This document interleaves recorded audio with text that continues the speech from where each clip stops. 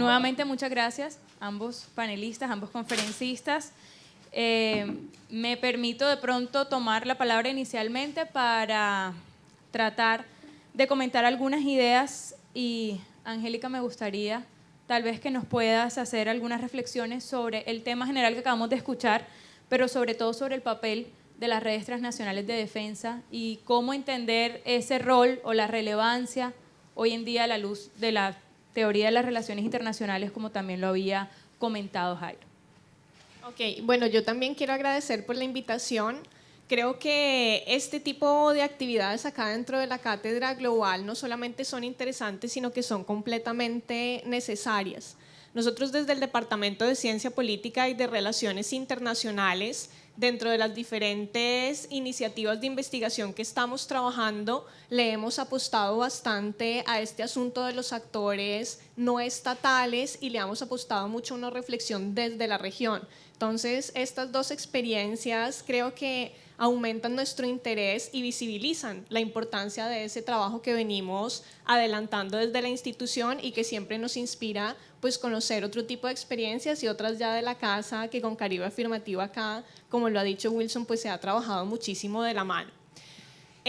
Al hacer, digamos, como simplemente un breve resumen de algunos elementos que ya Jairo ha mencionado para tener claridad sobre qué se entiende cuando hablamos de redes transnacionales de defensa.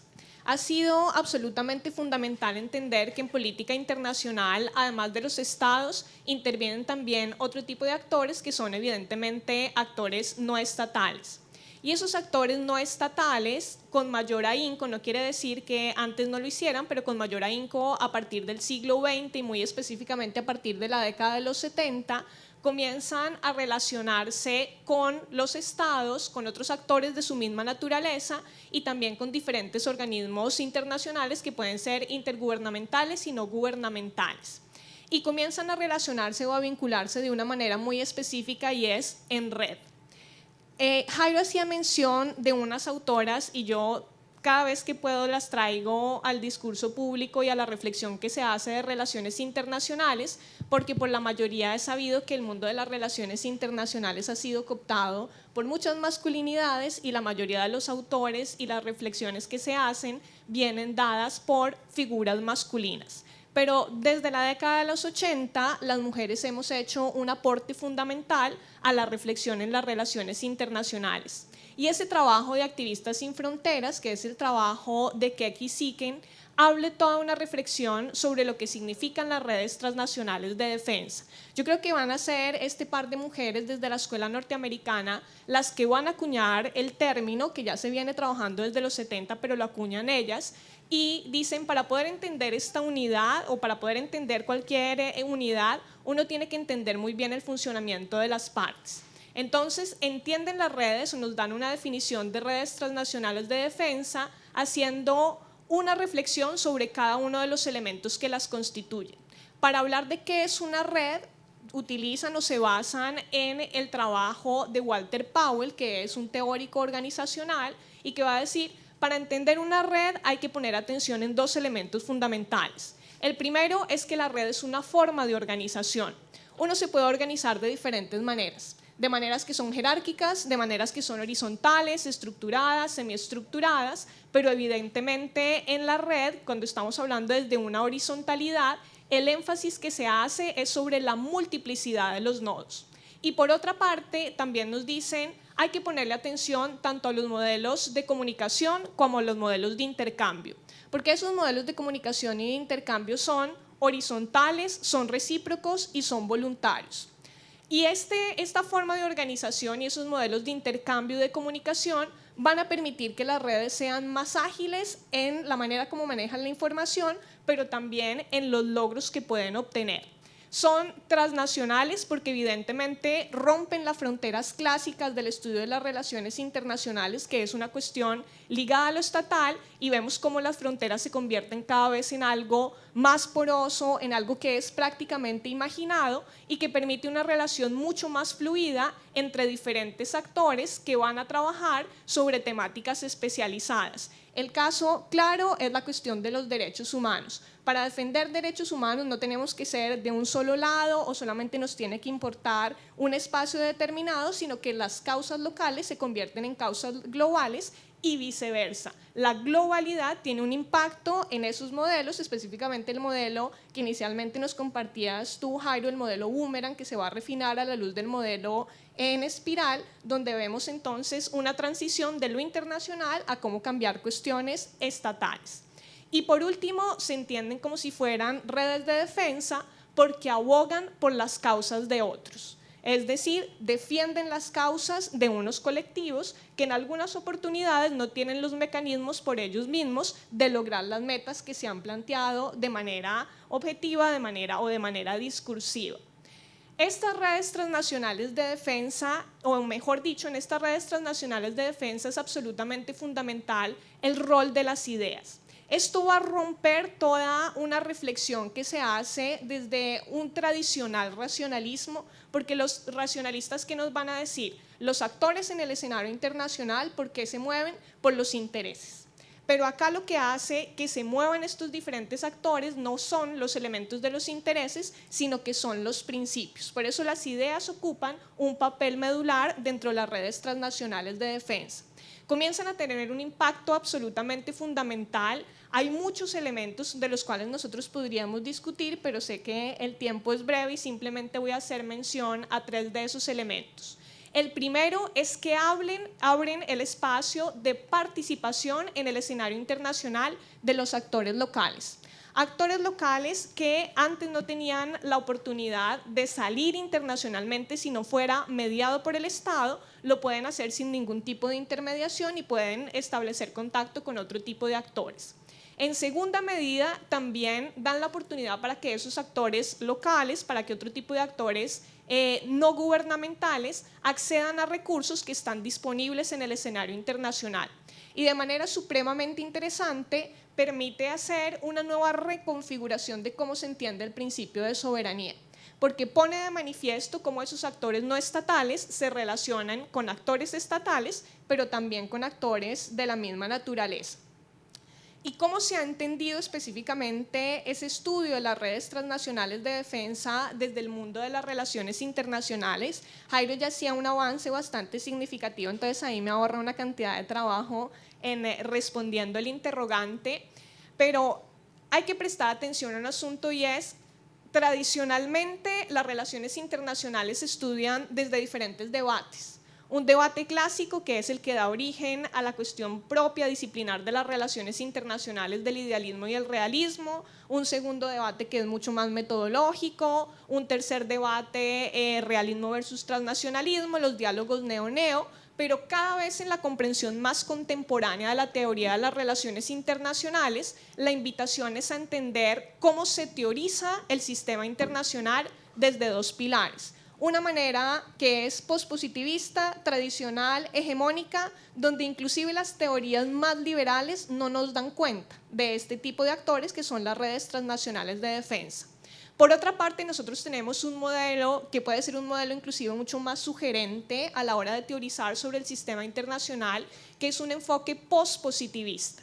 Y aquí encajan muy bien las redes transnacionales de defensa, porque no solamente entienden que la situación que está o las situaciones que tenemos en el sistema internacional no son connaturales a ese sistema o que son justas, sino que por el contrario reconocen los grados de injusticia en las cuales se desarrollan y se relacionan los diferentes actores. No solamente denuncian esa injusticia, sino que abren el camino para poder generar transformaciones, que es un paso que los enfoques positivistas tradicionales no generan. ¿Por qué? Porque nos hablan del mundo es así, el mundo es lo que hay, y si acaso podemos cooperar porque eso resulta estratégico, pero nos hablan caminos de transformación.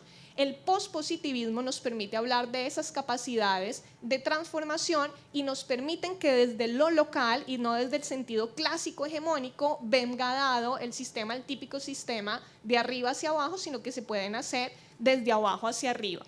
Ya para ir cerrando, la cuestión del estudio de las redes transnacionales de defensa inclusive no comienza en la casa de las relaciones internacionales, sino que se enmarca más dentro de un discurso del análisis de la sociología.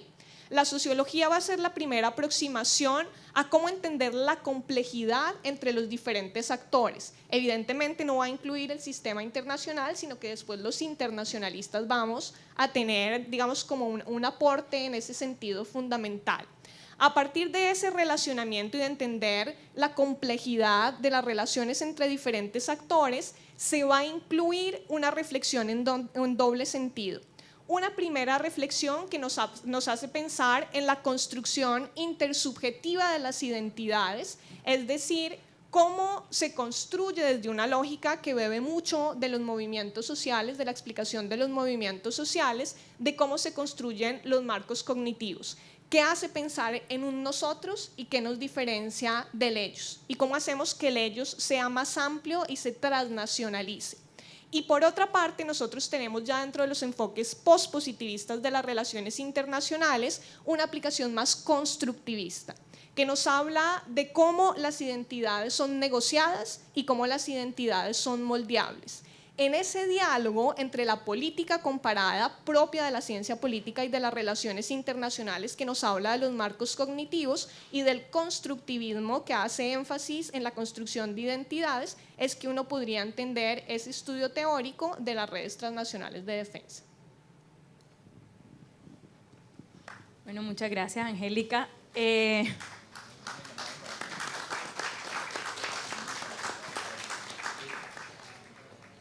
Algo que me llamó la atención y que mencionaron ambos conferencistas es precisamente esa importancia de los actores en los contextos regionales. Es decir, lo mencionó tanto Jairo en el contexto mexicano como Wilson también, evidentemente por la labor, la naturaleza de Caribe Afirmativo. Es decir, contrariamente a lo que podríamos pensar, no son las grandes ONGs que están en las capitales las que han liderado estas experiencias. ¿Cuáles podrían ser los principales retos o también incluso algunas oportunidades, tanto en el contexto que nos comentabas en México, Jairo, como Caribe Afirmativo en el contexto colombiano y específicamente hablando nosotros en un contexto de posconflicto?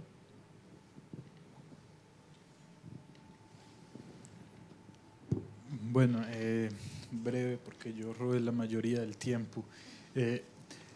Muchas gracias, Angélica, por la excelente aclaración y precisión teórica en torno a estos problemas. Yo, con base en la pregunta, diría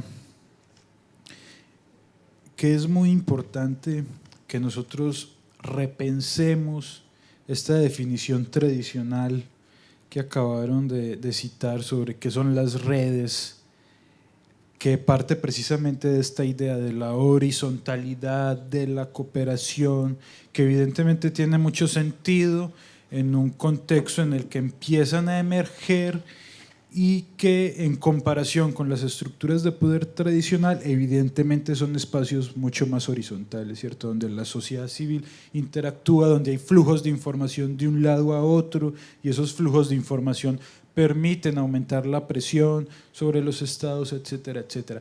Pero creo yo que hoy no podemos seguir replicando esta definición sobre las redes de presión de manera tan sencilla. ¿Y a qué me refiero con esto? Es para pensar en el campo de los derechos humanos o, si se quiere, en el campo de los derechos LGBT como un subcampo de los derechos humanos, y si lo queremos pensar así.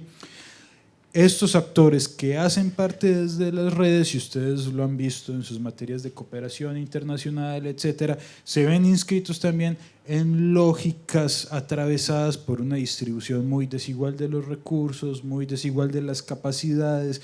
Entonces no es lo mismo pensar en un colectivo, en una organización local que no tiene tanta capacidad de acceder a financiamiento de recursos grandes, ni con el Estado, ni con organismos internacionales, a pensar en una organización con esa capacidad de acceder a recursos, ¿cierto? Entonces, lo que yo creo que tendríamos que hacer es voltear a mirar hacia cómo se estructuran justamente estas redes, qué tipo de actores hacen parte de estas redes y cómo son esas distribuciones de recursos, porque creo que esto nos va a dar muchas pistas, nos va a dar muchas luces sobre por qué funcionan de una o de otra forma las redes, ¿cierto? Y el caso particular de los derechos LGBT que mencionabas muy bien, es un caso que ejemplifica eso en el sentido de que justamente como ha habido organizaciones locales que han tenido capacidad de movilizar recursos especiales, como esto que nos comentabas de las conexiones transfronterizas que tienen ustedes,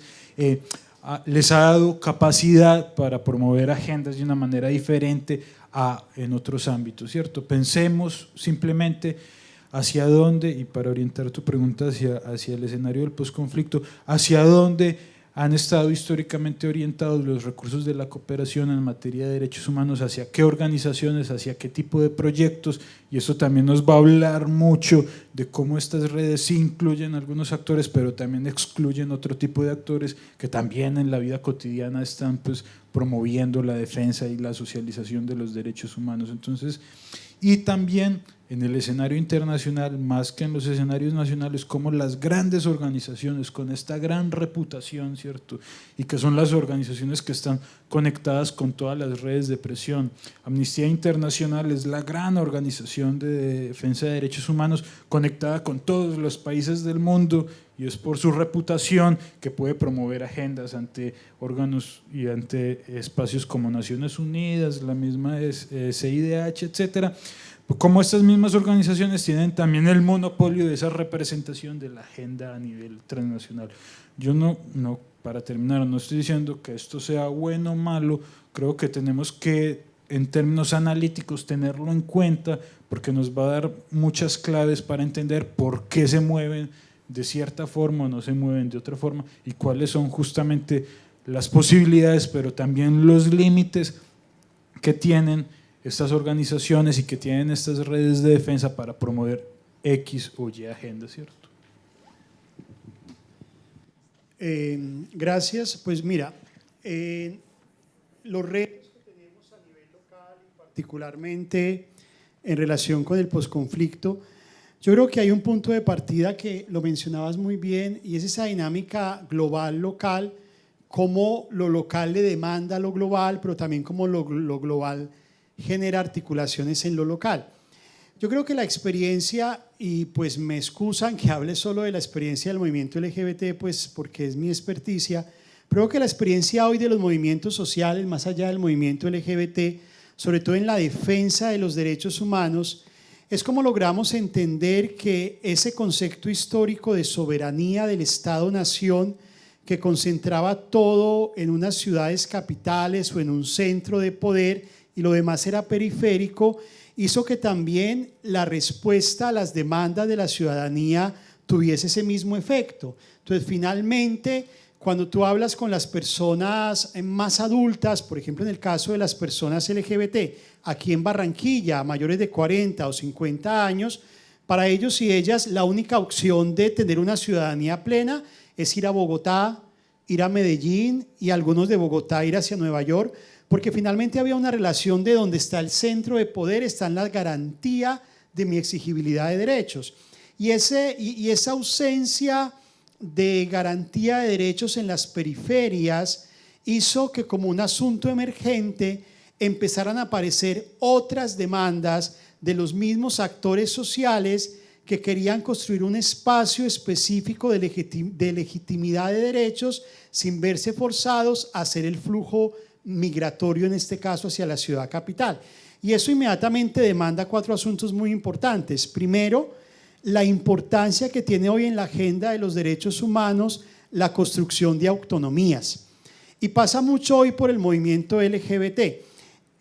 La Oficina del Supernotariado y Registro acaba de sacar un informe cuántos matrimonios igualitarios se han celebrado en Colombia. Solamente el 6% en la región Caribe. Entonces, cuando sale ese informe de supernotariado, los periodistas nuestros vienen a Caribe Afirmativo a decirnos que qué nos pasó, que no estamos haciendo bien la tarea, que tenemos hace 2 años el matrimonio igualitario y no lo estamos usando. Pero finalmente la contrapregunta que le hacíamos a los periodistas es: lo que necesitan los sujetos LGBT en el Caribe colombiano es el matrimonio igualitario. Por supuesto que es importante que exista el matrimonio igualitario por los efectos que tiene relación con la igualdad, Pues la pregunta más de fondo es cuál es la demanda concreta de los ciudadanos LGBT en los territorios.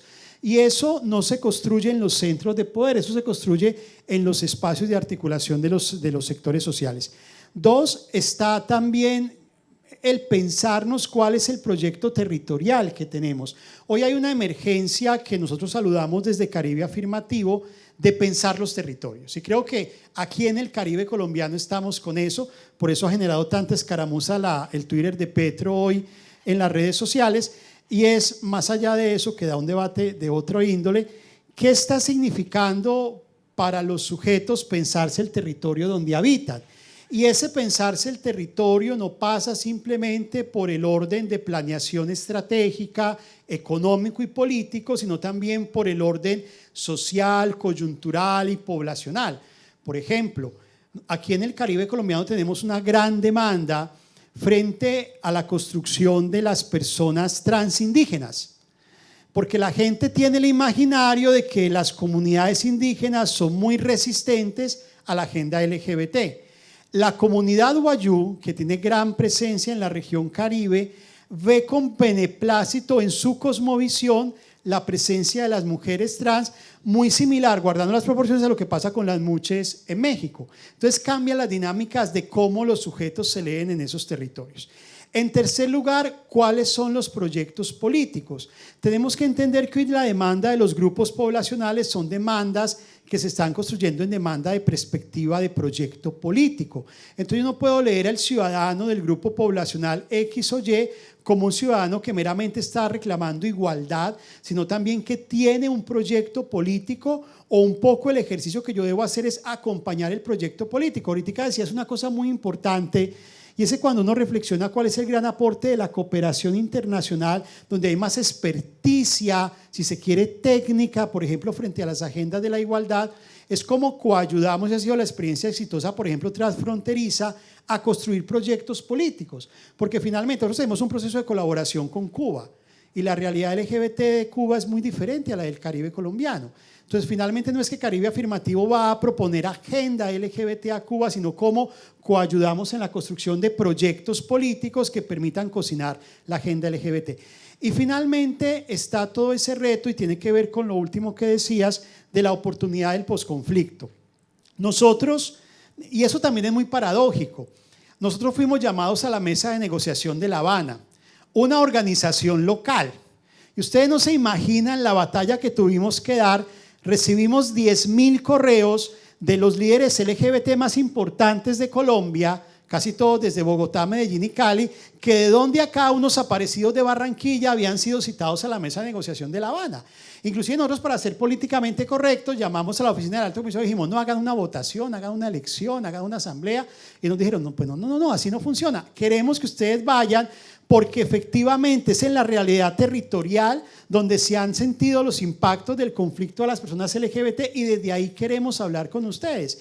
Y eso precisamente nos enseñó que de cara al posconflicto y a la construcción de paz, es en los escenarios desde la realidad local donde podemos construir alternativas de construcción de paz. Nosotros con la universidad hemos asistido algunos espacios de conversación con excombatientes, y esa ha sido la discusión. O sea, finalmente lo que nos permite posesionar una agenda de derechos humanos más allá de la agenda LGBT, de la subagenda LGBT, es que finalmente el conflicto armado exacerbó la vida de muchas personas y puso en jaque sus derechos, y esa es la realidad de esas personas en su cotidianidad, en su territorialidad.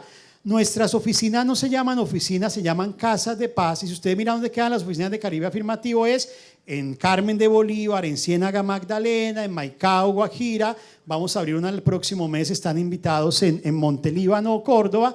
Y la gente dice: pero ¿por qué allá que no hay tantas trans, ni tantos gays, ni tantas lesbianas? Porque allá los pocos que habían casi que se fueron despavoridos por los efectos de la guerra, se quedaron 2 o 3 haciendo resistencia, y llegamos para acompañar esa resistencia. Y créanme que eso es más significativo que tener una oficina en una torre empresarial de una ciudad capital, porque finalmente es el impacto local, y creo que ese es el gran reto del posconflicto, porque el gran temor que tenemos, y con eso termino, es que a veces este país discute escenarios del posconflicto en Bogotá. Y discutirlo en Bogotá con grandes ONGs que tienen mucha capacidad instalada, con grandes universidades que han publicado mucho del conflicto armado, pero que no se han acercado a la realidad, lleva a que sigamos teorizando, y el gran reto que tenemos en materia de derechos humanos de cualquier grupo poblacional es mostrar que las personas pueden vivir con dignidad, una dignidad que finalmente va a terminar siendo regularizada por el Estado, y lo que hoy era una demanda, mañana va a ser un ejercicio de relacionamiento con el Estado, es decir, y creo que lo estamos viviendo hoy. Hoy que mire, nosotros tenemos una escuela de formación de liderazgo político y tenemos 96 personas inscritas, personas LGBT que quieren ser alcaldes y alcaldesas de este país el próximo año. Desafortunadamente ninguna de esas quiere aspirar a la alcaldía de Barranquilla. Pero lo chévere de este grupo de personas es que ver hoy un movimiento social históricamente discriminado, pensando en espacios de poder y de toma de decisiones, es que estamos pensando que finalmente el puerto de llegada de las demandas del movimiento de derechos humanos es efectivamente a un espacio de legitimidad de su dignidad humana. Muchas gracias. Bueno, ya prácticamente para cerrar, porque no quisiera tampoco agotar el tiempo del siguiente panel, antes de abrir preguntas, saber si desde el público tenemos preguntas, Jairo, me gustaría hacerte una última pregunta. Mencionabas en la conferencia que en el año 2015 o hasta el año 2015 la comunidad internacional aceptó que había una crisis de derechos humanos en México y que gran parte de ese resultado tuvo que ver con las estrategias, como decíamos ahorita, de los actores locales. ¿Se pueden identificar de pronto algunas condiciones que hayan favorecido que esos actores locales tuviesen una mayor presencia y que finalmente se lograra ese reconocimiento? Sí, hay un hecho que partió en dos la historia de la crisis de derechos humanos en México y fue Ayotzinapa, los 43 estudiantes desaparecidos de la Normal Superior, que hizo que todo el mundo volteara a ver a México, ¿cierto? Aunque en Colombia ha habido decenas de Ayotzinapas, en México pues fue un hecho totalmente dramático y que causó mucha solidaridad y sobre todo por la reacción que hubo de la sociedad. En Colombia ha habido decenas de Ayotzinapas, pero en México la sociedad se indignó y salió a las calles una y otra vez exigiendo que los estudiantes de Ayotzinapa regresaran con vida, ¿cierto? Bajo el lema de fue el Estado, seguramente acá vieron en las noticias, fueron marchas multitudinarias en todo el país y sobre todo en la Ciudad de México. Esto quebró en dos la historia de la crisis de derechos humanos porque hizo que todo el mundo volteara a ver a México como un caso dramático. Lo que esto permitió fue que el trabajo de las organizaciones locales que venían realizando desde el 2007, pero que había sido muy invisibilizado por el protagonismo que tenían las organizaciones centrales y porque no había una coordinación muy fuerte, pero que de todas formas ya llevaba mucho tiempo y había ya documentado con claridad la crisis que se vivía, y cuando digo documentado es hacer creíble que a las personas las estaban desapareciendo y que había muchos también razones políticas en muchas de estas desapariciones, es decir, tumbar el discurso oficial de que es simplemente un problema de violencia entre narcos que se están matando, sino que tiene que ver también con impunidad estructural, que tiene que ver también con la forma como las Fuerzas Armadas torturan, cómo ellas mismas desaparecen, etcétera. Como todas estas organizaciones locales ya habían hecho un trabajo muy importante de documentación, de construcción de información, de hacer creíble esa demanda, este momento de Ayotzinapa permitió que estas demandas se difundieran con mayor fuerza a nivel internacional. Lo que yo quiero resaltar es que fue este trabajo de las organizaciones locales el que se difundió con credibilidad y fuerza luego de los acontecimientos de Ayotzinapa, ¿cierto? Es decir, que no fue el trabajo de las organizaciones de la capital necesariamente el que logró documentar y el que logró centralizar las denuncias de esta crisis, que incluso muchos de, si uno lee los informes de esas organizaciones, hasta el 2003 estaban diciendo que era un problema de rendición de cuentas al interior del ejército, o sea, lo estaban reduciendo a estos términos. Fue este trabajo el que se potenció luego de los hechos de Ayotzinapa y fue por el trabajo de las organizaciones locales que fue posible documentar y visibilizar una crisis que hasta el momento había sido negada, pero obviamente no responde solo al trabajo local, sino a esta combinación de factores. Bueno, muchas gracias. No sé si de pronto desde el público tenemos alguna pregunta.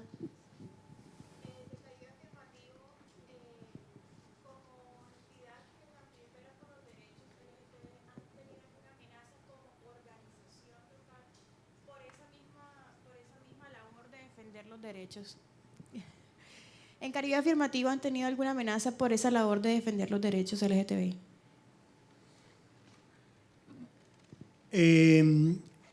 Pues, a ver, un panfleto en Colombia no se le niega a nadie cuando es defensor o defensora de derechos humanos. Hemos aparecido en 2 panfletos.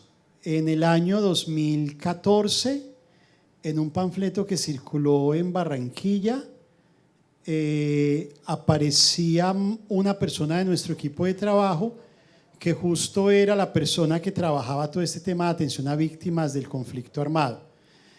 Y hace un año, aquí también en Barranquilla, no sé si ustedes recuerdan, para la Navidad, circuló un panfleto que nombraba algunas organizaciones locales con expresiones despectivas.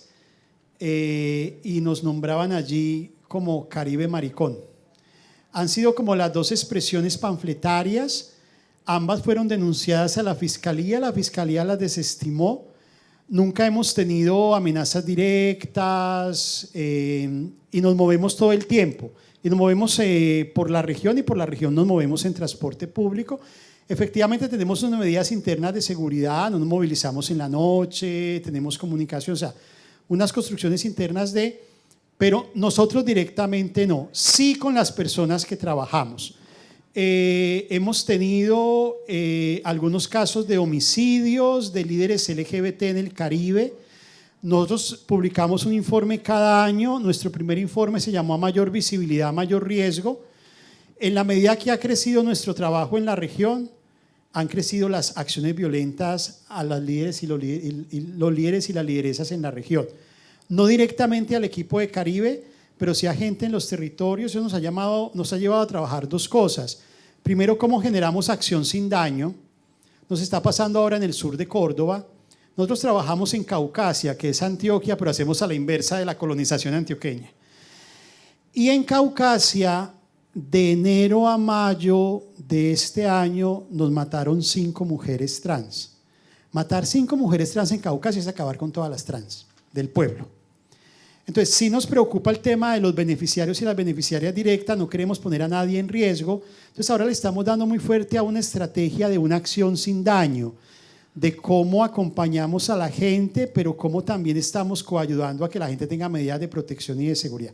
Y lo segundo es que en todo este ejercicio que hemos hecho de documentación del conflicto armado, la mayor violencia hacia las personas LGBT han sido de los actores paramilitares, más que de los actores guerrilleros. Efectivamente hay algunas acciones de actores guerrilleros, pero también muchas acciones del Estado. Por ejemplo, de la policía, por ejemplo, del ejército, pero la mayor afectación tiene que ver con las personas trans. Finalmente, ser gay o ser lesbiana o ser bisexual, tú no lo negocias con la sociedad. O sea, yo puedo llegar a un escenario, ustedes no saben mi orientación sexual, yo no sé la de ustedes, y eso genera ciertos acuerdos sociales para la gente que tiene presión frente a la diversidad sexual. Tú con una persona trans no negocias, porque su expresión de género es su identidad política. Entonces sí hay mayor recepción de violencia en las personas trans. Ser gay es un poco más fácil, porque esa sociedad es machista y el machismo también se traduce al movimiento LGBT. Si usted ve el movimiento LGBT, somos 90 hombres, 8 trans y 2 mujeres lesbianas, y tiene que ver con la realidad social traspasada al movimiento. Entonces sí hay una mayor afectación de violencia hacia las personas trans o hacia las mujeres bisexuales y lesbianas por toda esa negación a su sexualidad que es vista como una ofensa en la sociedad. Entonces sí hay una violencia permanente. En el Caribe no tanto la violencia homicida, El departamento de mayor violencia homicida en Colombia es Antioquia, el Valle del Cauca, perdón, seguido por Antioquia. Aquí el primer departamento es el Atlántico, pero es ni 5 de comparación. Claro, por proporción de habitantes, Antioquia tiene al año aproximadamente 35 a 40 homicidios de líderes LGBT. Aquí estamos entre 10 y 12. Es grave, estoy hablando de líderes y no es información de Caribe Afirmativo de la Fiscalía.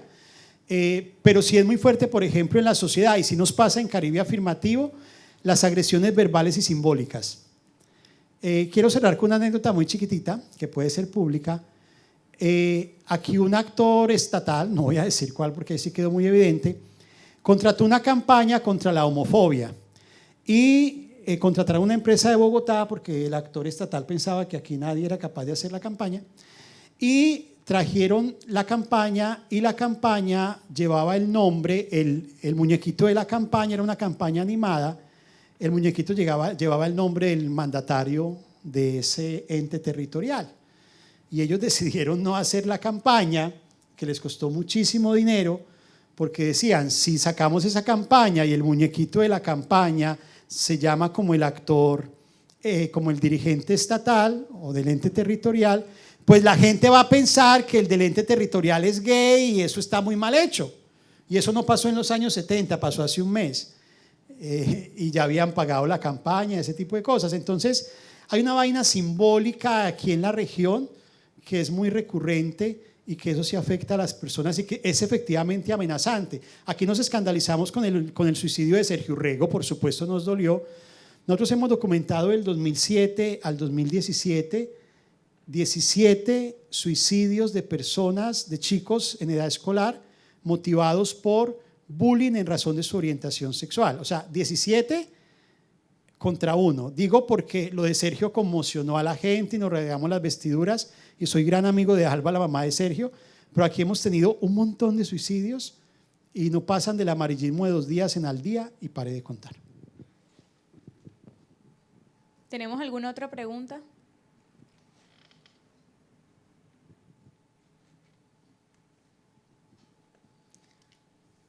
Bueno, si no tenemos más preguntas, entonces damos por terminado el panel, la actividad del día de hoy. Agradecemos a los conferencistas, a Angélica también por tu participación, y muchas gracias a los asistentes por acompañarnos.